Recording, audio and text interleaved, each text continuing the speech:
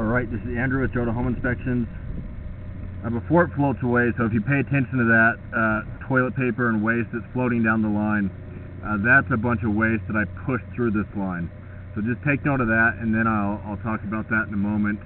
But today is September 7th, 2023. 6th, I'm sorry, September 6th, 2023. We're at 7923 South, 930 East. We've got the camera pushed out 112 feet to the city connection, and now we're going to record it and pull it back and see what we find. So first thing I already mentioned is that I was pushing a lot of weight through this line, and the reason is I think this line has a little bit of a belly. I'll be looking at it more as I pull it back, but there's some more waste. You want to avoid putting wet wipes down the line. Wet wipes don't break down, and so they just sit there until until they get blasted out. So you want to avoid putting wet wipes down the line if possible.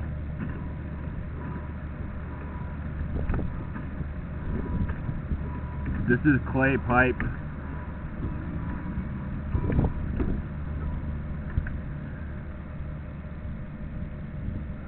I'm looking at the left side of the pipe. Looks like a potential crack, but I think that's just the debris cracking on the side of the line. A little tiny offset there where the pipes have slipped and separated a little bit. When you have little lips like that in clay, it makes it so that waste can get stuck on those joints. You can see how water's kind of sitting behind it now. With enough time, a little bit of water might flush that out. But I know you have at least one offset on this line that was pretty significant. I don't know that we've gotten to it yet. There it is. So a pretty significant offset there. No waste that's stuck on it, but you can see how my camera head kind of gets stuck when I hit it. I had to flush a toilet and run a lot of water to be able to jump over it with my camera head as I pushed it out. But the only way to fix a spot like that is to dig it up and repair it. There's not really a way to fix that or clean it trenchlessly. And the concern is that waste could continue to get stuck on that spot, and that could create a blockage, which could lead to an offset. I think that's the spot where all that waste was collecting.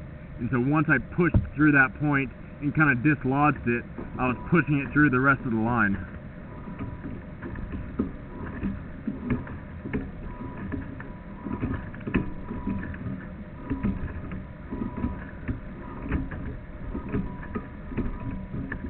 Alright, so far this has all been clay. Now we're transitioning to cast iron. As you can tell, the cast iron gets real rough and rusty. It looks like you have a big flake that's ready to break off here on the left side. I would recommend getting this line Pacoated. That way they can, well, first let me describe it. So Pacoat will cut the line with like a chain cutter, and it takes off that inner surface of the pipe and makes it nice and smooth again. It's real hard to evaluate if there's cracks with all this rust, but over time what can happen is you can see little bits of toilet paper. Waste can continue to get stuck on this pipe when you have big flakes like that. Well, it looks like that one's loose, but when you have big flakes, waste can get stuck and it can create a blockage. I mean, so far you just have little bits, but if you get enough stuck in one spot, it could back up into the house. I would certainly recommend getting the insurance on this line.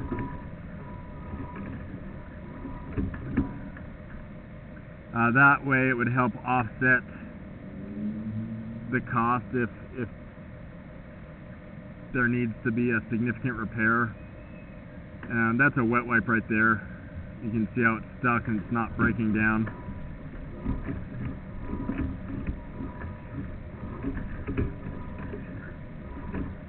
I access this line through the roof stack. Now we just transition to ABS, which is what's in parts of the house, which is a plastic pipe.